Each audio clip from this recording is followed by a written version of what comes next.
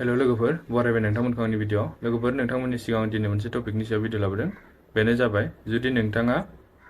मालाबाफोर कनफ्यूज जायोबा नोंथांनि आधार कार्डआव मोनबेसे मबाइल नम्बर एबा मबाइल सिम बहनजाखो बेखौ नोंथाङा गोरलैयैनो नायनो हागोन आरो बेबो नोंथांनि मबाइलजोंनो लोगोफोर भिडिअखौ जागायनायनि सिगां जुदि नोंथाङा बे भिडिअखौ इउट्युबाव नायदोंबा इउट्युब चेनेलखौ साबस्क्राइब खालाम लोगोसे बेल आइकनखौ थुलां लोगोफोर बेबायदिनो गोदान गोदान आरो इम्पोर्टेन्ट भिडिअ आं नोंथांमोननि सिगाङाव लाबोबा नोंथांनाव सिगां नटिफिकेसन थांनाय बायदि लोगोफोर नोंथाङा नोंथांनि आधार कार्डआव मोनबेसे सिम सोलिनानै दं एबा नोंथाङा नोंथांनि आधार कार्डजों मोनबेसे सिम बहनजाखो बेफोरखौ गोरलैयैनो नायनो हागोन आं बे भिडिअनि गेजेरजों नोंथांनो स्टेप बाय स्टेप खालामनानै खोन्थालांगोन दि नोंथाङा नोंथांनि आधार कार्डआव मोनबेसे सिम कार्ड सोलिनानै दं बेखौ बोरै नायो आसा खालामो नोंथांमोना भिडिअखौ जोबजासिम नायगोन होननानै बेनि थाखाय फार्स्टआव नोंथाङा नोंथांनि मबाइलनि क्रोम ब्राउजाराव थांनानै थेबकप बिदि सार्च खालामना हो सार्च खालामनाय लोगो लोगो नोंथाङा नैबाव नुगोन नै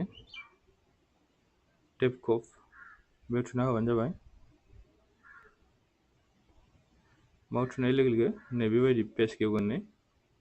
डिपार्टमेन्ट अफ टेलिकमिउनिकेशननि बा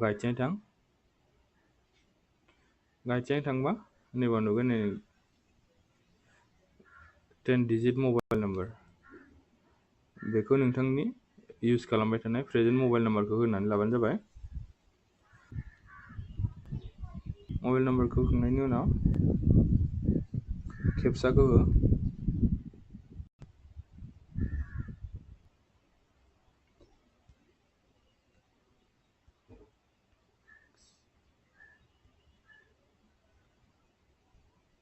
खेबसाखौ होखांनायनि उनाव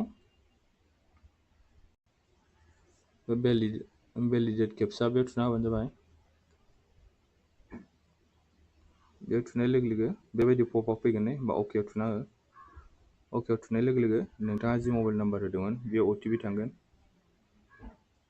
अटिपि फैबा अटिपिखौ होनानै लाबानो जाबाय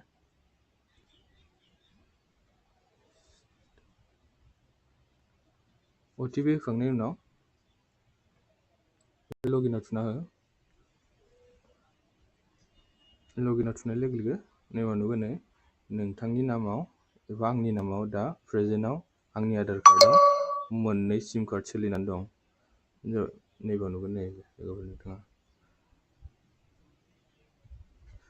जुदि बेफोर मोननै नाम्बारनि गेजेराव